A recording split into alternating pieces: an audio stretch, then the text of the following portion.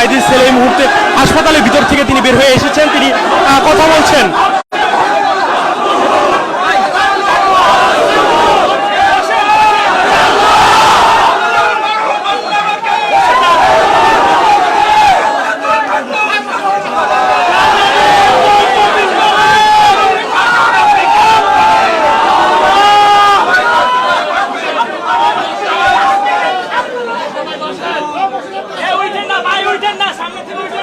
দেলোয়ার হোসেন সাইদি ছেলে তিনি কথা বলছেন।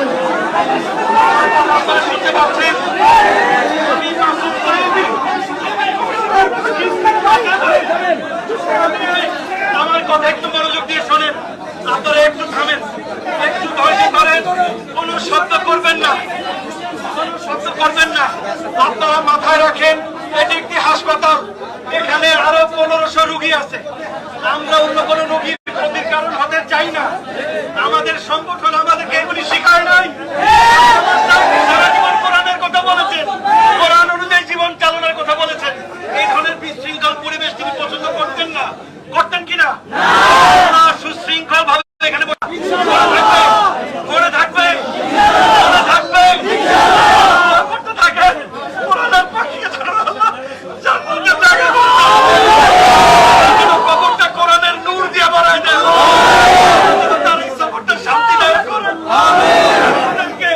আমাদেরকে যেন আল্লাহ জান্নাতে তার সাথে একসাথে থাকেন। শান্ত শৃঙ্খল ভাবে বসবো, প্রশাসনকে সহযোগিতা করবো। রাজি আছে তো ভাই? একদম চুপচাপ বসে থাকবেন, একটা শব্দ কেউ করবেন না, কোন স্লোগান কেউ দিবেন না, মনে মনে দোয়া করতে থাকেন। ঠিক আছে ভাই? আমরা সবকিছু রেডি করে আমরা আসছি, আপনারা বসেন।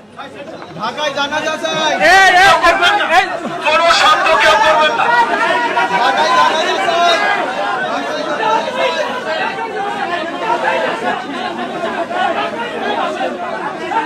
দেলোয়ার হোসেন সাইদির ছেলে তিনি ভিতরে থেকে এসে তিনি কথা বলেছেন। তিনি বলেছেন যে সবাইকে শান্ত হয়ে বসার জন্য, যেহেতু তিনি কারাগার থেকে হাসপাতালে এসেছিলেন এবং তার যে আনুষ্ঠানিকতা রয়েছে প্রশাসনের, সেই আনুষ্ঠানিকতা শেষে তাকে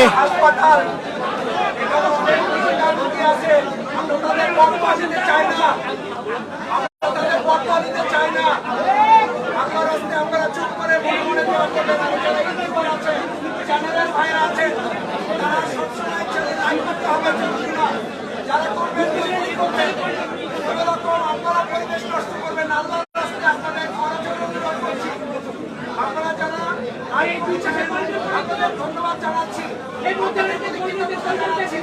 আপনাদের প্রতি আন্তরিকতা জানাচ্ছি। আপনাদের দ্বারা যেন পরিবেশ বৃদ্ধি করা হয়, আপনাদেরকে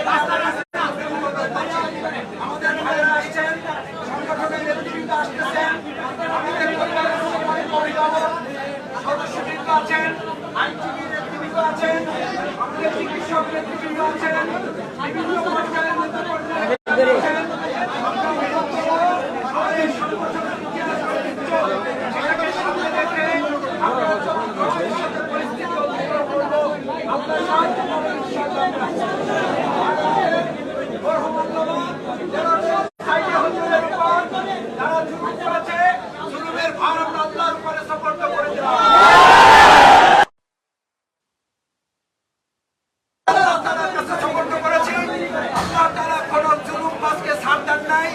তার উপরে যে জুলুম হয়েছে এটারও ছাড় কেউ পাবে না ইনশাআল্লাহ।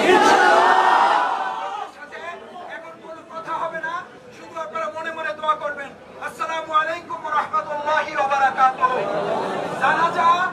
জানাজার সময়, জানাজার স্থান, দাফনের স্থান, যথাকর্মে প্রশাসন, পরিবারের সদস্যবৃন্দ, তার প্রিয় সংগঠন বাংলাদেশ জামাত ইসলামীর সম্মানিত নেতৃবৃন্দের সাথে আলোচনা করে চূড়ান্ত হলেই আপনাদের সবাইকে জানিয়ে দেওয়া হবে ইনশাআল্লাহ। সেই